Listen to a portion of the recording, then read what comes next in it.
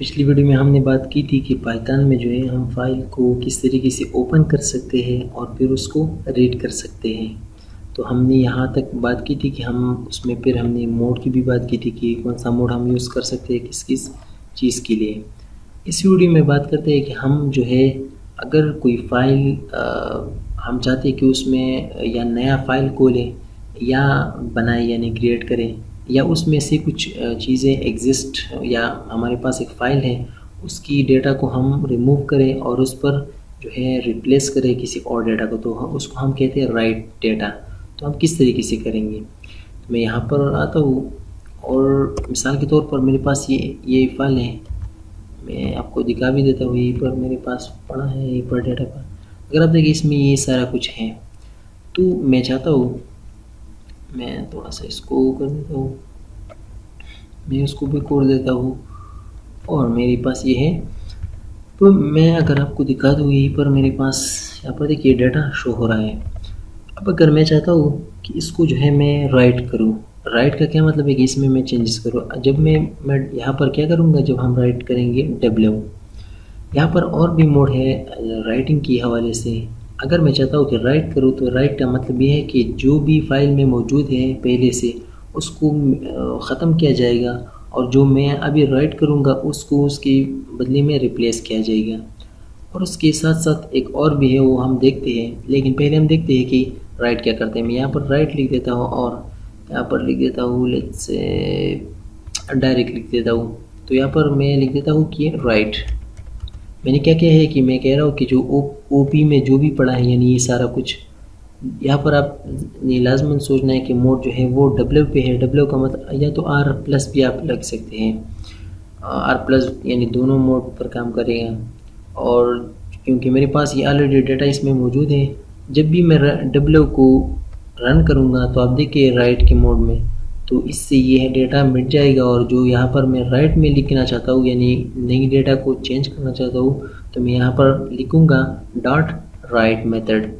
Dot right में मैं क्या करूँगा कि यहीं पर जो भी कुछ डिस्प्ले करना है उसमें मैं लिख सकता हूँ। तो मैं लिख देता हूँ this is the new data, तो मैंने वैसे ही लिख किया है। और अब जैसे मैं राइट लिख करके रन करूँगा तो यहाँ पर आप देखिए ये 20 दिखा रहा है। अब इसका क्या मतलब हुआ, अगर मैं यहाँ पर डेटा में आऊँ तो आप देखिए ये डेटा चेंज हो चुका है। अब अगर मैं इसको रन करूँ, लेकिन यहाँ पर जब हम इसको रीड करेंगे तो मैं यहाँ पर आता हूँ और इसको रीड कर देता हूँ। तो अब राइट क्लिक कर लेता हूँ और रीड करूँगा, तो ये क्या हो रहा है। ओह, यहाँ पर हमने मोड जो है R रखना है। राइट क्लिक करूँ और लिखूँ तो ओफो, एक दफ़ा हमने फिर से दिखा दिया था, सॉरी।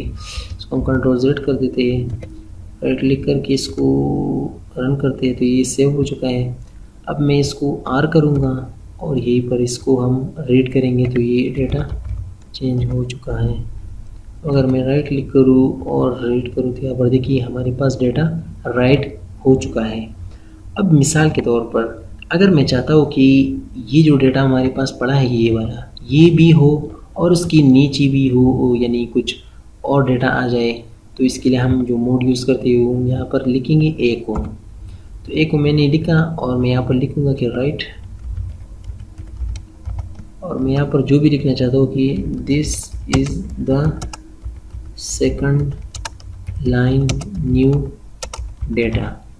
अब अगर मैं रन करूँ, यार स्पेलिंग में मसला है लेकिन जो भी है, तो यहाँ पर देखिए अब मैं यहाँ पर आऊँ तो यहाँ पर देखिए उस लाइन के बाद इन्होंने एक A का मतलब क्या होता है, यहीं पर A का मतलब है अपेंड करना यानी उसके साथ ही ज्वाइन करना, जो कि इस फाइल में जो भी मौजूद है उसके साथ ज्वाइन करने के लिए हम मोड यूज़ करते हैं A को।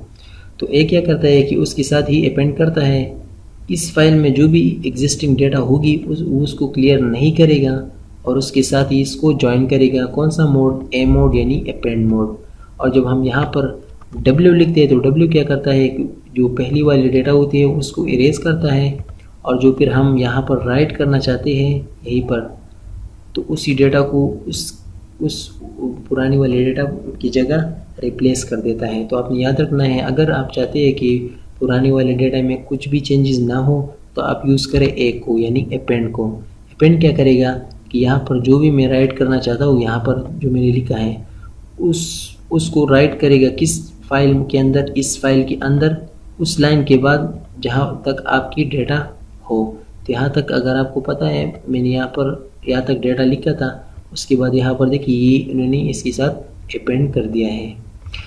तो यह कुछ जो है फाइल ओपनिंग और रीडिंग और राइटिंग के हवाले से ये बहुत ही इम्पोर्टेंट होता है। अक्सर जब हम सॉफ्टवेयर वगैरह बनाते हैं तो अगर आपने देखा हो नोटपैड प्लस प्लस या नोटपैड वगैरह में या किसी और चीज़ में हम फाइल ओपन करते हैं और फिर उसमें से जो है कुछ लिखते हैं और फिर उसको इस तरीके से करते हैं, तो इस सारी चीज़ों में ये हमारे लिए बहुत ही हेल्पफुल होता है। अगर मैं इसको रीड करना चाहूँ तो मैं लास्ट अप रीड कर देता हूँ और यहाँ पर आपने याद रखना है कि इस मोड को फिर रीडेबल रखना है। राइट क्लिक करूँगा और यहाँ पर देखिए इन्होंने सारे रीड कर दिए हैं। तो ये तो कुछ जो है हमारे पास राइट के हवाले से, तो इस पर आप प्रैक्टिस करें, ये बहुत ज़्यादा यूज़फुल है। तो और मिलते हैं अगली वीडियो में।